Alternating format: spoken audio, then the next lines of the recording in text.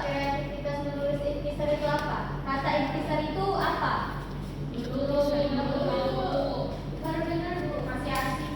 Masih asing. Kalau kata kesimpulan tidak sering dengar. Nah, kata ikhtisar ini mirip-mirip lah ya dengan kata kesimpulan. Jadi ikhtisar ini kita itu menyimpulkan sebuah buku atau sebuah teks. Nah, ikhtisar ini kita bisa menyimpulkan dari buku fiksi dan juga dari buku non fiksi. Oke, kita langsung saja ke minum Ibu. Ya cepat ya. Oke, kita langsung ke pengertian. Nah, di sini ada pengertian dari ikhtisar. Ikhtisar adalah ringkasan atau rangkuman dari suatu tulisan atau bacaan yang memuat inti atau pokok-pokok pembahasan dengan mempertahankan urutan isi dan sudut pandang penulis. Nah, singkatnya di sini, ikhtisar itu adalah ringkasan dari sebuah teks yang lebih panjang. Sehingga kita ringkas, dan ringkasan ini akan memudahkan kita untuk memahami teks yang panjang tadi. Itu manfaat dari ikhtisar.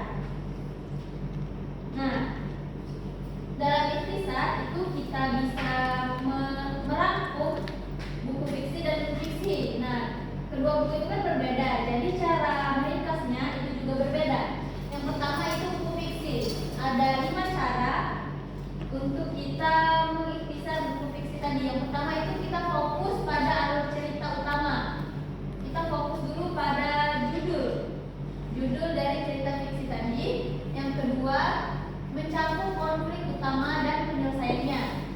Dan yang ketiga itu menampilkan karakter-karakter penting. Nah, misalkan pada sebuah dongeng itu kan fiksi ya, cerita fiksi. Nah, itu kita bisa memfokuskan pada karakter-karakter penting. Dengan kancil kita fokus pada kancil, buaya, dan karakter-karakter yang ada pada dongeng tersebut. Yang keempat itu menyimpan twist atau kejutan cerita. Ini klimaksnya mungkin ya, klimaks dari cerita tersebut. Dan yang terakhir itu menggunakan bahasa yang naratif. Oke, jadi itu tadi cara meringkas buku fiksi. Selanjutnya yang buku non fiksi. Tahu nggak buku non fiksi itu apa misalnya? Contoh. Non fiksi. Buku pelajaran sih.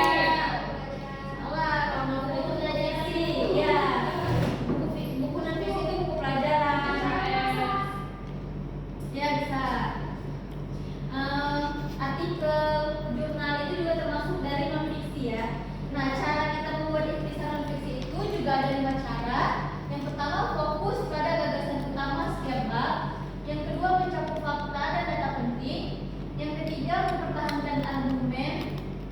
Yang keempat, yang ketiga tadi mempertahankan argumen utama penulis. Yang keempat itu mempertahankan argumen utama penulis. Yang kelima, menggunakan bahasa yang informal dan objektif. Sudah bisa dipahami ya? Selanjutnya oke. Nah, selanjutnya ini langkah-langkah menulis ikhtisar. Ini bisa kita lihat terdapat langkah-langkah penulisan. Dan ini sebetulnya bukan penulisan ya, beda, ini ada kesalahan. Banyak iya, itu penulisan. Iya, penulisan dan penulisan. Oke, jadi langkah-langkah itu pertama kita membaca keseluruhan buku dulu.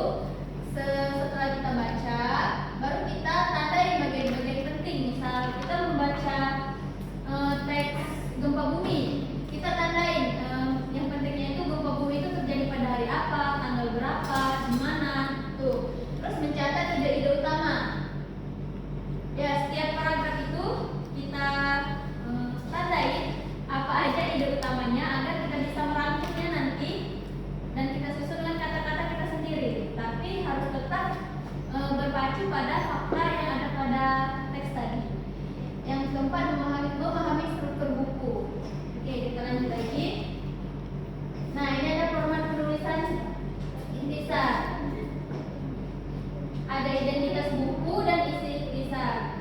Nah, identitas buku ini kita buat dulu judul buku, pengarang, penerbit, tahun terbit, dan jumlah halaman.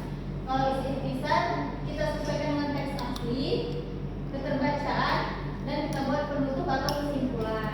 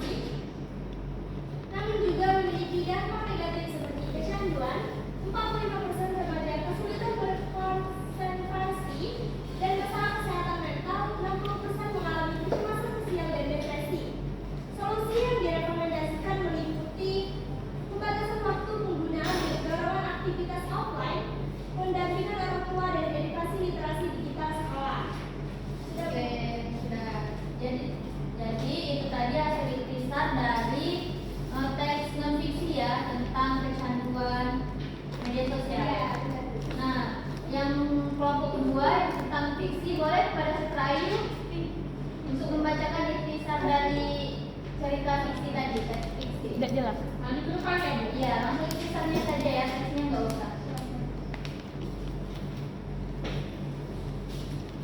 Ikhtisar dari teks deskripsi ialah seorang gadis bernama Sari menemukan surat cinta bersejarah di loteng rumah neneknya. Surat tersebut ditulis pada hari proklamasi kemerdekaan oleh seorang pejuang bernama Kusuma untuk neneknya, yaitu Ratna. Melalui surat ini, Sari akhirnya mengetahui kisah cinta neneknya dengan seorang pejuang kemerdekaan yang gugur di medan perang waktu itu, yang menjelaskan mengapa neneknya memilih untuk tidak menikah seumur hidupnya. Silakan duduk, terima kasih. Oke, jadi Ibu perhatikan ya dari hasil ikhtisar yang sudah kalian bacakan tadi itu sudah cukup baik. Namun ada beberapa hal penting yang harus lebih diperhatikan lagi, seperti fakta-fakta yang non fiksi tadi. Fakta-faktanya itu masih ada yang ketinggalan belum dimasukkan. Nah itu bisa jadi perbaikan ya nanti untuk minggu depan. Oke, berhubung waktu kita sudah hampir habis, Ibu mau kasih tugas untuk kalian. Kan Ibu sudah mengirimkan modul ajar ke grup kelas. Nah, disitu ada LKPD. Kalian bisa mengerjakan LKPD itu di rumah. Dan dimulai dari hari ini ya, pulang sekolah nanti bisa langsung dibaca. Dan mengumpulnya itu minggu depan. Oke. Jadi itu saja materi yang Ibu sampaikan pada pembelajaran kali ini. Untuk manfaat dari ikhtisar itu sendiri,